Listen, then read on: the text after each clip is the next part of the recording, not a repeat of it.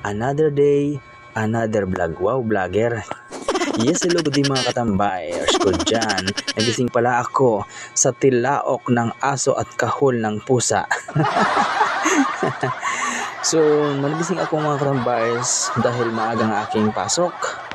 So, ayan mga katambayers ko, for today's video natin, pag-uusapan natin ang daily routine ng aking buhay dito sa probinsya.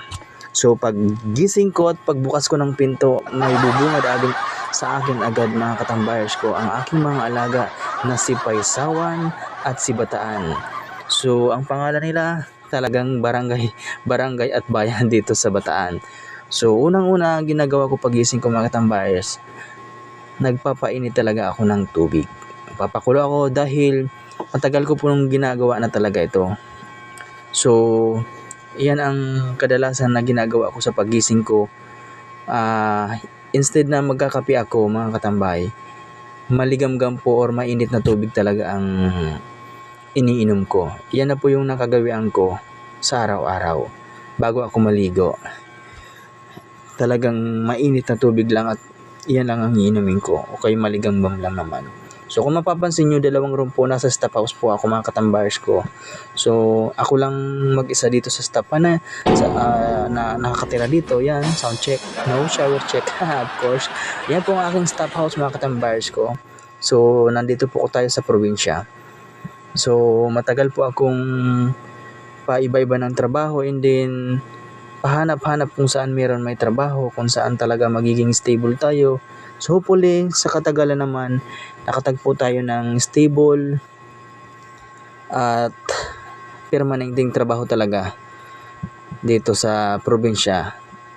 Medyo malayo nga lang sa pamilya ko kung makapansin yung mga katambay. Pero okay naman kasi probinsya, sanay naman ako sa probinsya eh.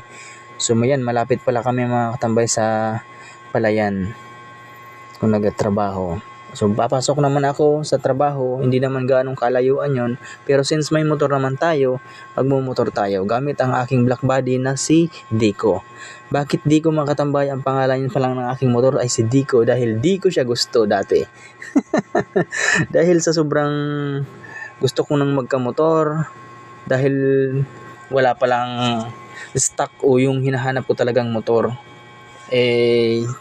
atatahan ako magkaroon ng service dito dahil mahirap yung transpo dito, kaya transportation, kaya kumuha ako ng sarili kong service talaga mga katambayers ko dyan sa trabaho. So nandito na po ako sa aking trabaho sa rice mill mga katambayers ko. Dito po ako gumagawa dahil meron po akong nire-rush na trabaho. Kung mapapansin yung mga katambay, may wini-wield po ako, yan steel yan, bakal. So isa po akong welder sa trabaho ko bilang permanent maintenance po dito sa isang private residence mga katambay. Isa po akong welder, and then minsan carpentry, pintor. So halos kasi maintenance tayo. Kung anong kayang trabaho, kung anong pinapagawa ng boss natin, yun po yung gagawin natin. Yan ang natin dito. So okay naman, dahil okay naman, napakabait ng aking ma'am at sir. So talagang tatagal na ako sa trabaho nito mga katambayers ko dyan. Ayan, pagpasok ko pa lang talaga, babanat na ako agad ng trabaho. So for today's video,